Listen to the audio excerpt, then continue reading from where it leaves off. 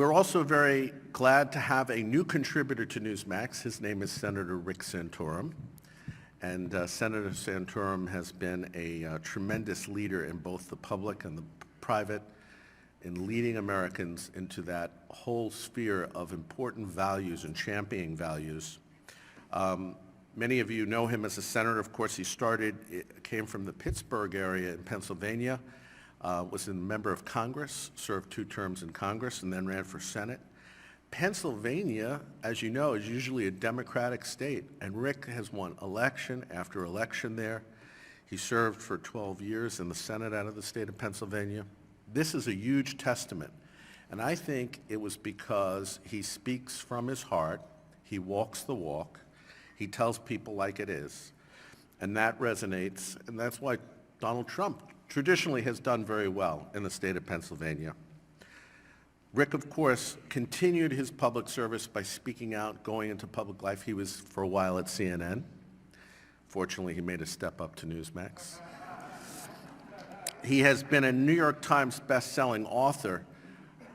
His book, Blue Collar Conservative, was not only a New York Times bestseller, but Donald Trump has said it was the template for his sort of platform of reinventing the Republican Party. I think when I think of Rick, I think of a great thinker who said that of all the virtues, courage is the most important, because if you don't have courage, none of the other virtues or practicing them are possible. And this man demonstrates his courage in his public life by speaking out on the things he believes in. I'm so proud to introduce him to you today.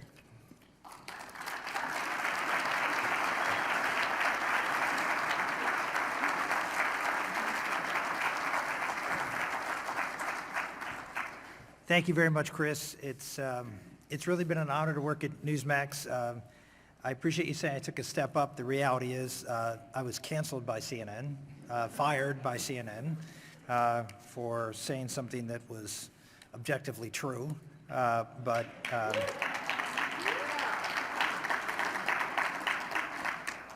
it's been a real pleasure working at Newsmax. It's been a pleasure to work with you, Chris, and Elliot, and the team that's here. These are good people who are really, in my opinion, every day I just see their game getting better and better and better.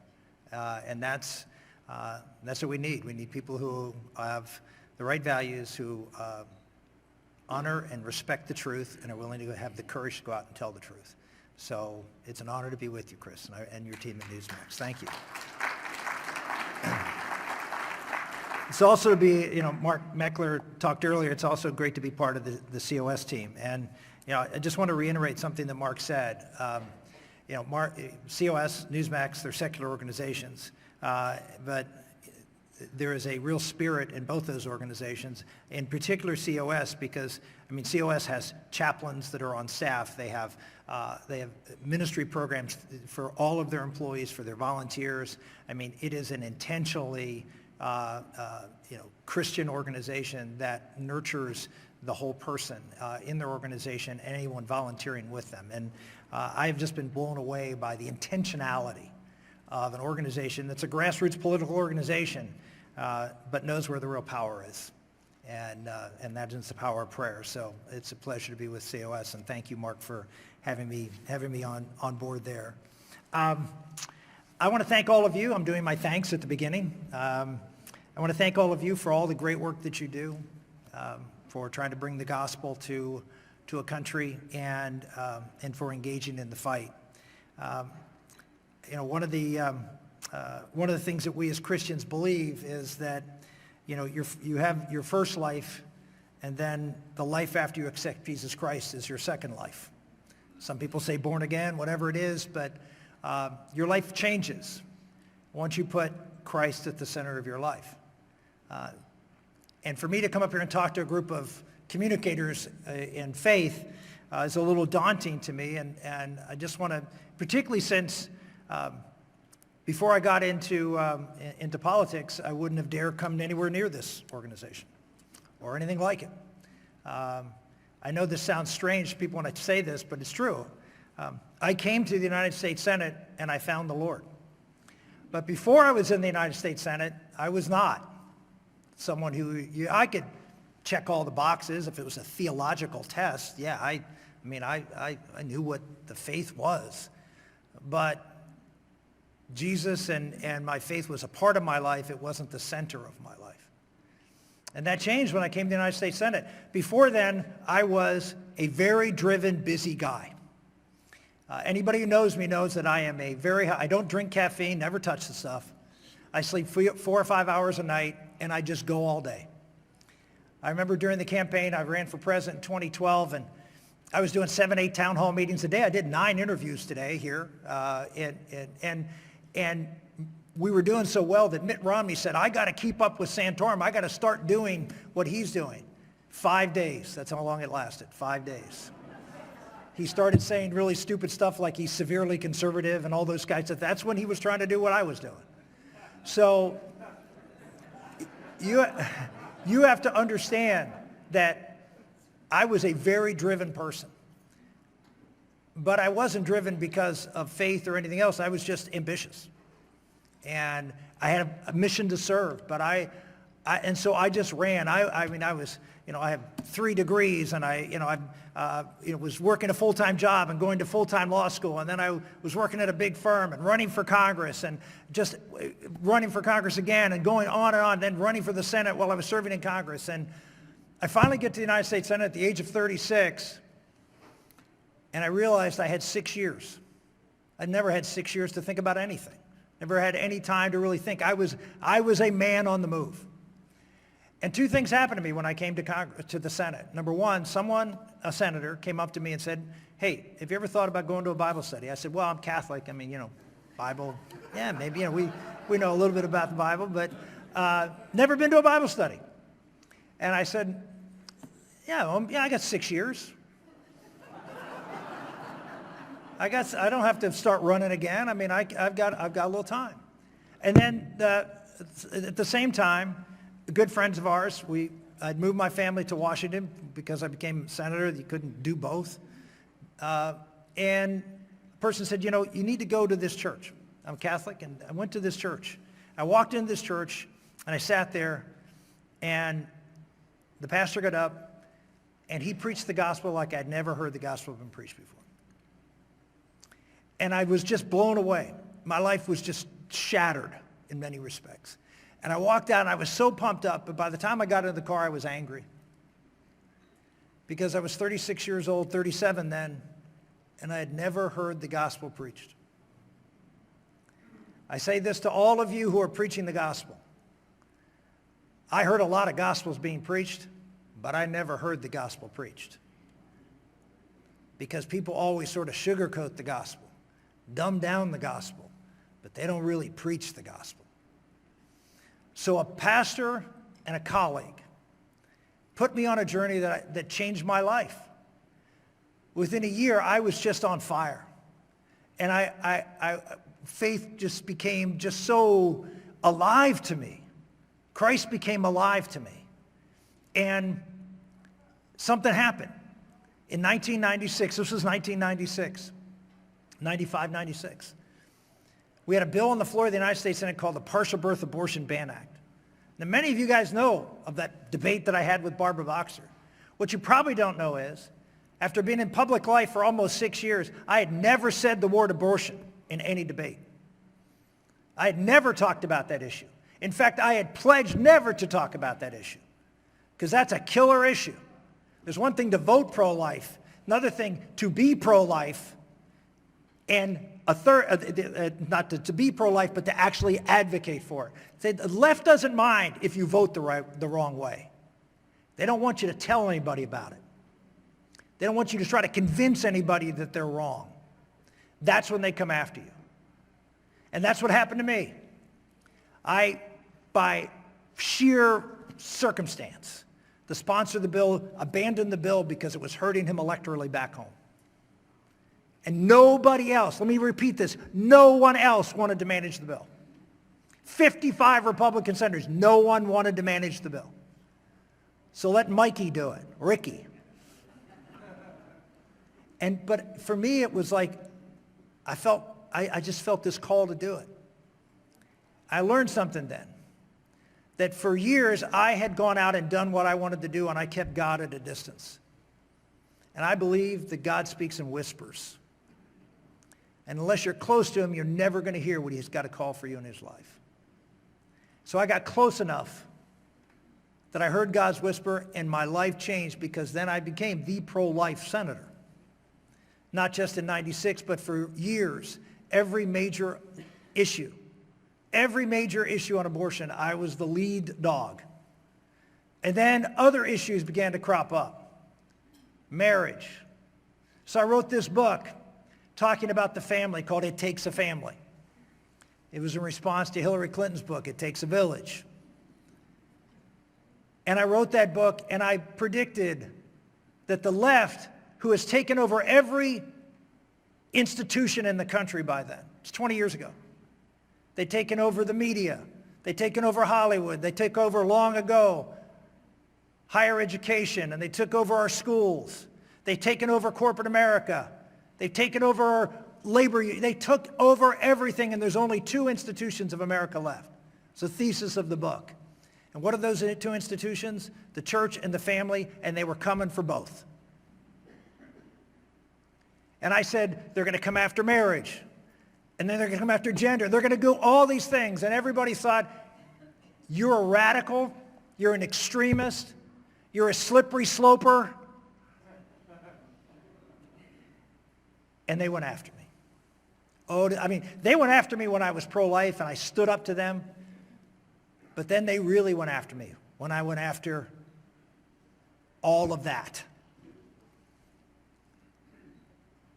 I don't know if you know, in 2003, I stood up and criticized the court in Lawrence versus Texas and made some statements that got a lot of attention. Some of my colleagues asked him to resign, literally, to resign, because I dared say the things I said. And the left in America said, Tim Gill, I don't know if you know that name or not, but he's a $100 million giver, a gay American, who said, my objective is to destroy Rick Santorum and send a message that there will never be another one like him on the national stage. Now, why do I share this with you?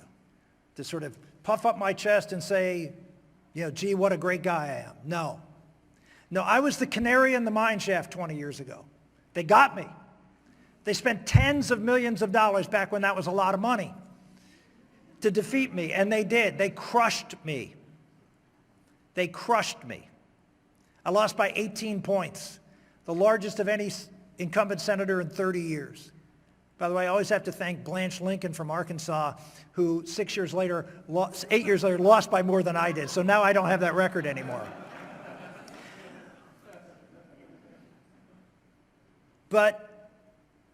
And what did they do? They didn't just spend money against me. They went after me. Google my name.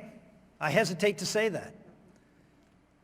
Keira Knightley, who you know, the actress, she was on the Daily Show, and she said, and this was when I was running for president, she said, I Googled his name, and I think I'll quote her. She said, I feel my innocence has been taken away.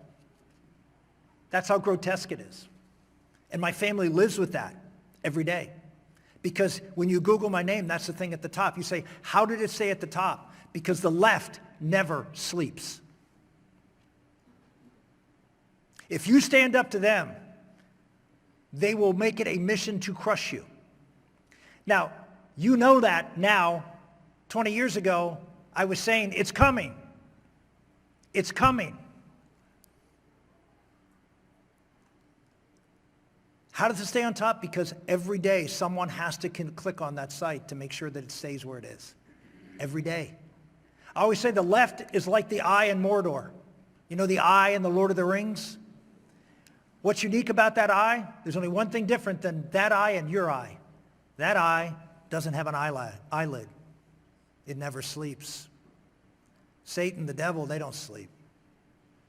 They're after us. Why do you think we're losing? The reality is we are losing. Our country is slipping away. I saw a survey the other day that blew me away. Chris said that 70% of people believe in God, but if you ask, do they believe in the God of Abraham, Isaac, and Jacob, it's 50%. By the way, in 1997, it was 95%, according to Barna. Back in 1997, 30% believed in the devil. Now, more people believe in the devil than the God of Abraham, Isaac, and Jacob in the United States of America. Look, I appreciate all that you're doing. I've been working hard too. But the biggest thing that anybody who has a problem has to do, they have to take responsibility. Everybody in this room, you're all leaders. You all presided over this. This was on your watch. This was on my watch. People ask me all the time, why do you keep coming back out here? You've run for president twice. There's sort of a date stamp on running for president. You've been in the House. Why do you still come out? Why do you still do this? Because I can't live with myself that the greatest country in the history of the world failed under me. You can say, well, Senator, you tried. I don't give out participation medals.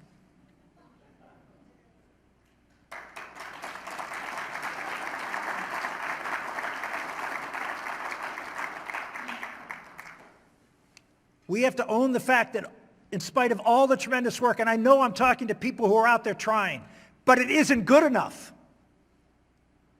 It just isn't good enough. Whatever you're doing, you need to do something different or better. Let me just ask you, how many of you have been canceled?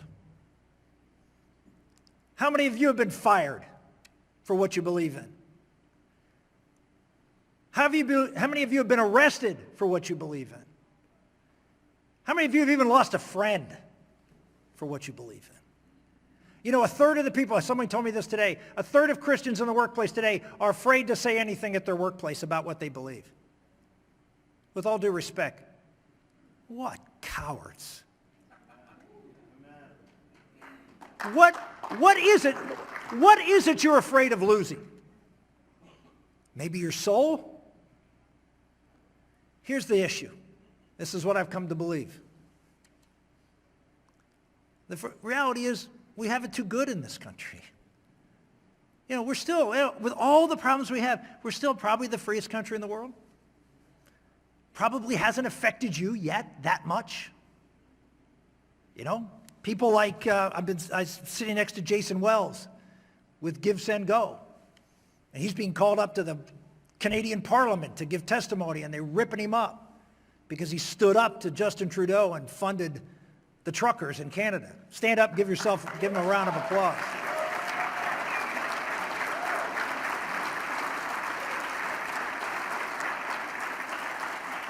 When the left loses, they don't go home. When the left loses, they're willing to go to jail.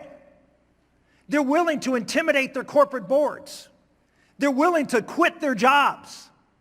If a third of the Christians in this country would simply say to the employers that they're afraid to talk to, I'm leaving, what do you think the impact of that would be? Ladies and gentlemen, it's time for big things. Small ball isn't cutting it. Why do I stay involved? I've got 7 kids. I've got a grandchild now. Life is pretty good for me, but I still travel the country, speaking and working and trying to make something happen that's transformational.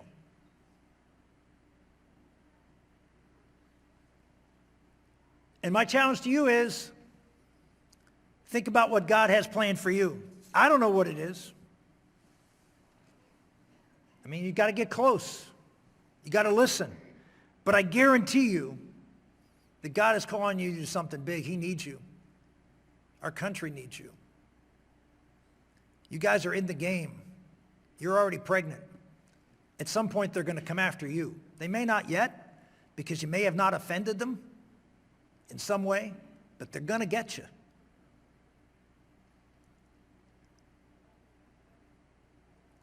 So I decided to go big.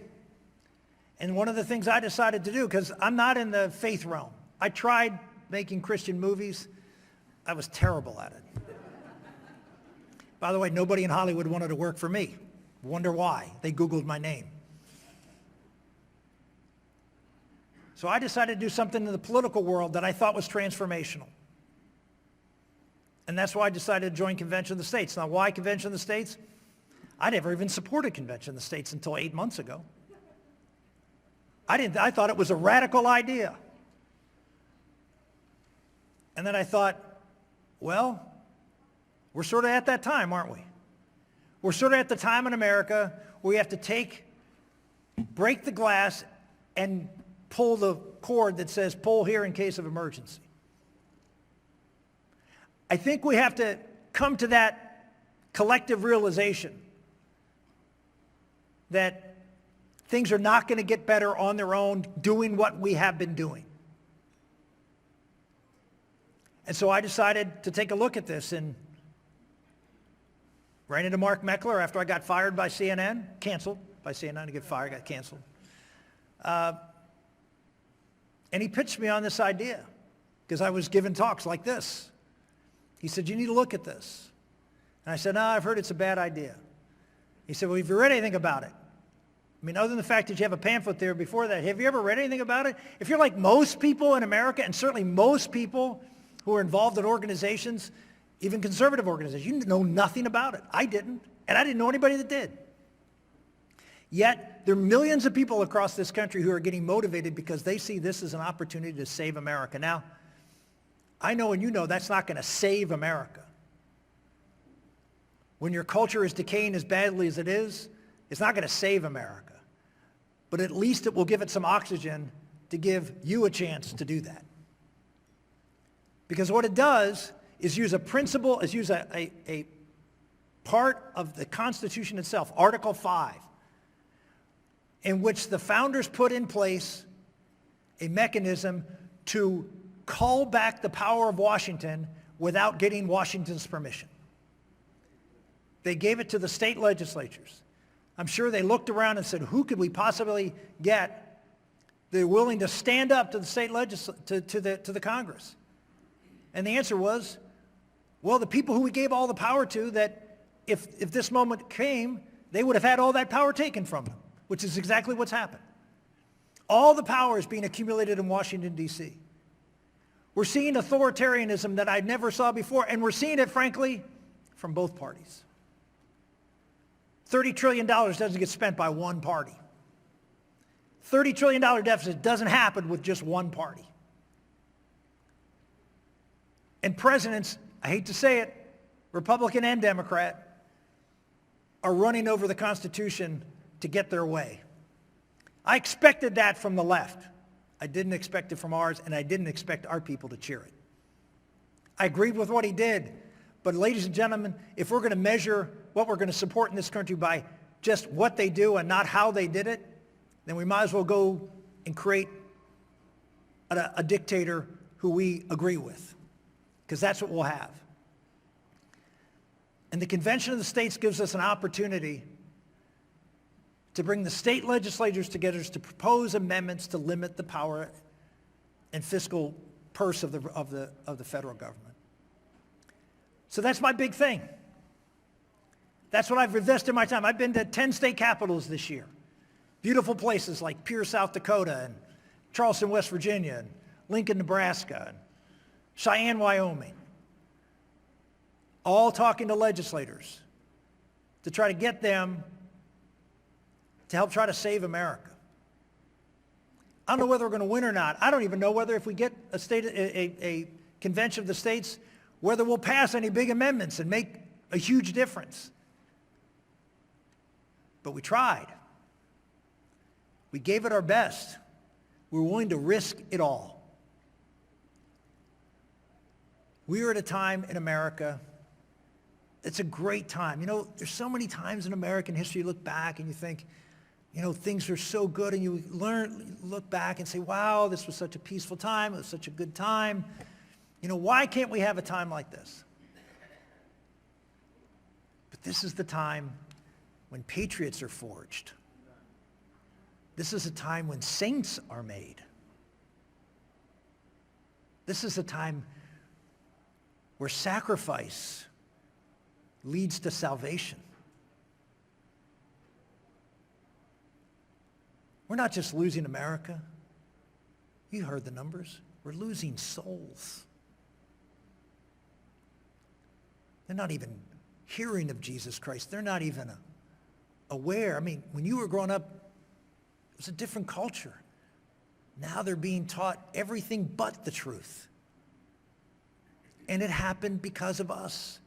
How many school board meetings were you at when they were teaching Howard Zinn, History of America? How many school board meetings were you at when they were talking about CRT in the schools? They want it more than us. I'm betting on the Ukrainians. Not because they're bigger, they're stronger, but they want it more. Ladies and gentlemen, we have the truth. We have the good, the true, and the beautiful. And the world is convinced that it's a lie and bad and ugly.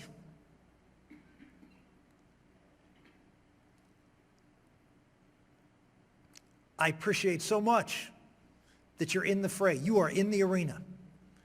And God bless you for that, because most people are not. But it's time for sacrifices like we have never made. We see what can happen. This war has brought so many things to light in so many people's eyes. Use this as an opportunity to understand what passion, commitment, and willingness to sacrifice. Just like someone we know sacrificed for us. We need to sacrifice for him. Do any of you believe he will not bless that? Do any of you believe that if you lose your job, I can tell you for me, I've lost lots of jobs. I've lost more elections than anybody in this room, probably combined. And you know what? God was always there.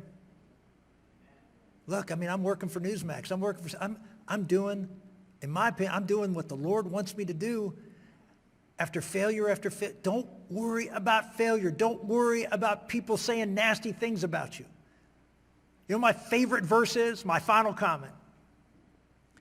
When I was running for president, I went to Iowa, very evangelical state. Pennsylvania's not.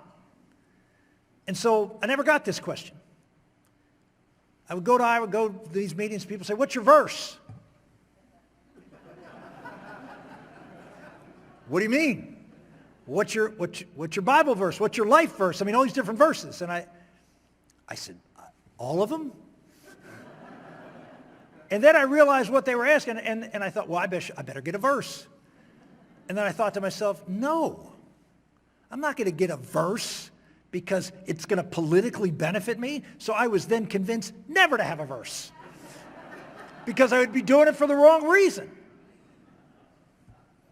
And after I was out of politics, I just happened to be reading the Bible. Yes, I read the Bible. And I read this verse. I've heard this verse before, but it hit me. They will hate you because of me. But remember, they hated me first. Don't be afraid to be hated or calumniated, persecuted, fired. Count it as gain in the kingdom. God bless you.